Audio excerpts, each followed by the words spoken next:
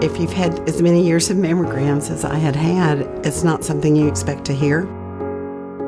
We found something, we don't know what it is.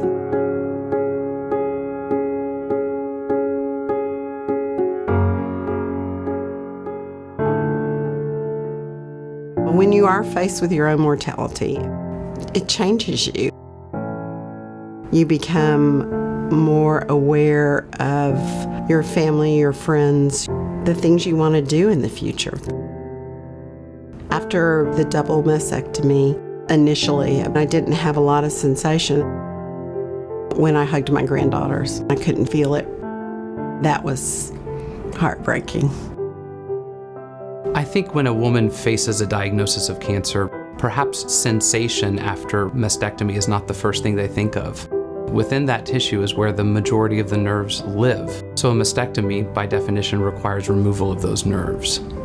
Oftentimes, patients are surprised that this will result in loss of sensation. My head was full of questions, more concerned with the cancer itself. Once it was removed, what were my options for the reconstruction?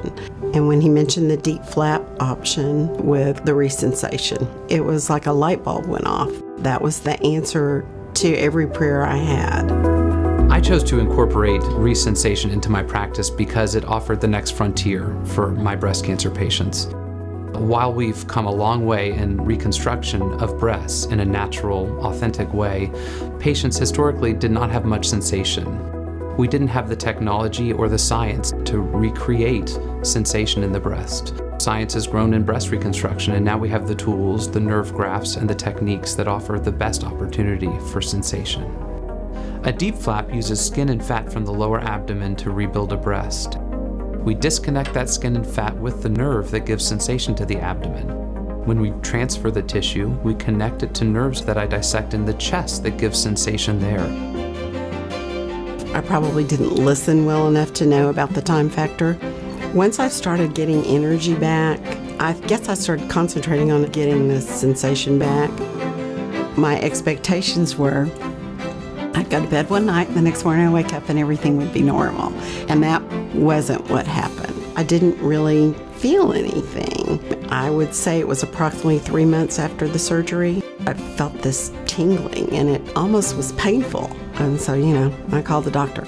I talked to the nurse. I have this tingling and it's very painful, and what is it? And she was like, no, that's normal. That's actually you getting a little feeling back. And I was like, really? I think when I realized that I was starting to have feeling again is I walked into a door jam and I was like, oh, I could feel that. And that was pretty exciting at that point.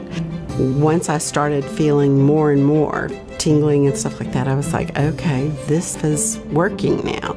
And that was so gratifying because hugs are important in my life and I could finally feel them again. And when I could hug my granddaughter and when I could hug her and feel her, that was phenomenal. A lot of people don't understand that the feeling goes away. You just don't think about it. You stand in a group full of 5 or 6 ladies and you realize you're not the only one that's going to have breast cancer. I mean, the numbers are there. Now my purpose is to go out there and educate other women, especially those that I know.